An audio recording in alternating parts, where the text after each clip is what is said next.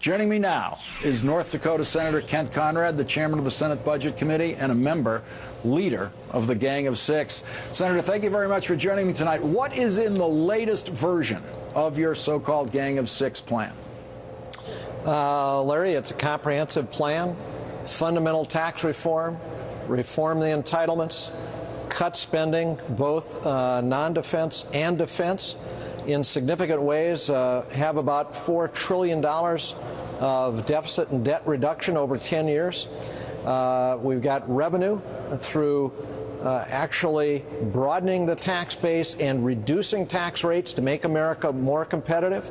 We've got very significant spending reductions in both non-defense and defense, and mandatory programs as well, a reform of the entitlements, including addressing the looming insolvency of Social Security, not by using savings from Social Security for deficit reduction, but by using all of the savings from Social Security to secure its long-term viability and strength. Senator, I just want to cover 3 points in this, what will be the most contentious points in the plan. One is what you do with Medicare, what you do with Social Security, and the other, what you do on taxation. So just quickly, let's go through the things that Democrats would worry about. What do you do in terms of the adjustments you make to Medicare?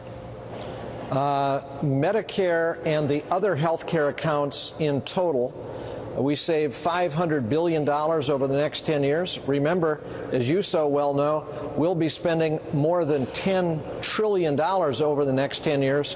So these are relatively modest savings out of Medicare and the other health care accounts. Do you take those savings out of providers, or do they come from beneficiaries also? I think we would say that they should come from providers, but ultimately the Finance Committee will come back with a proposal. It's their responsibility to do that. We've given them a number to hit, a savings number that they are responsible to secure.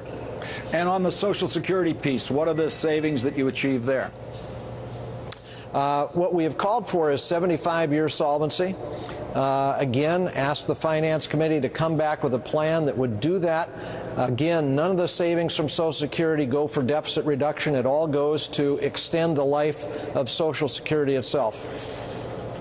And on the tax piece, which is the part that it's hard to see how House Republicans can accept any version of it, is there something in what you're doing with tax revenues in your plan that you think would somehow suddenly be acceptable to Eric Cantor?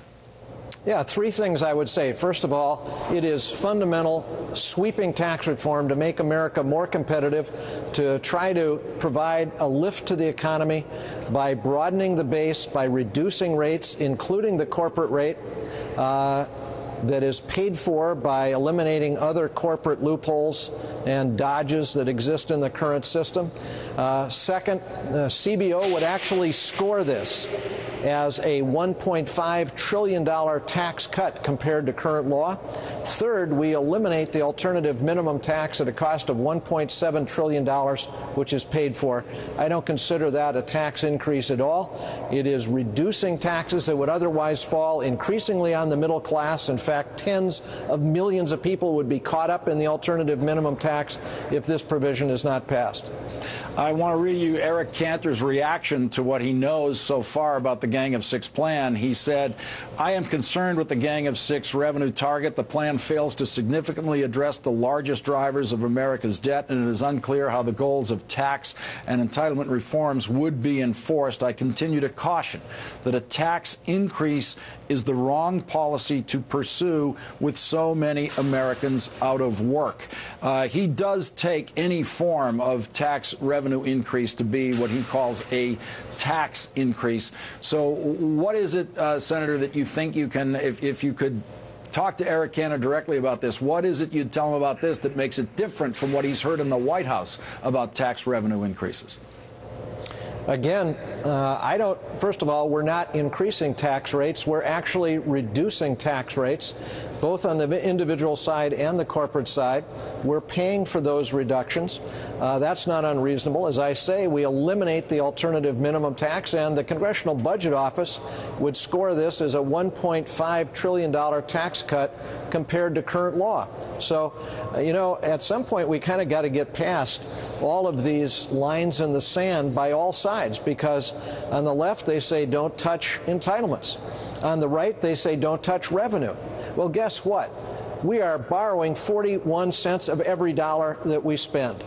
We are headed for a financial disaster, and there isn't a single objective expert on both sides that doesn't acknowledge we're headed for the fiscal cliff. So the question is, what is your plan? Mr. Cantor and others who object to our plan, which is the only bipartisan plan that's out there. 3 Democrats, 3 Republicans after 6 months of negotiation. We met with 50 senators this morning. Many of them stood up on the spot and said, I will support this plan, Republicans and Democrats. It's been a long time since we saw that in Washington. Harry Reid raised a couple of procedural realities about this plan that could make it difficult. One is, speaking of CBO scoring, he says it would probably take a couple of weeks to score a package like this that has both complicated revenue pieces and Medicare Social Security pieces. Especially the complicated Medicare pieces are hard to score. And then there is the constitutional fact that any bill that includes revenue, any bill that includes changes to taxation must originate in the House of Representatives. And that is a constitutional requirement. There's no way around that, is there, Senator? Larry, you're smart. You know, there's always a way around almost anything around here.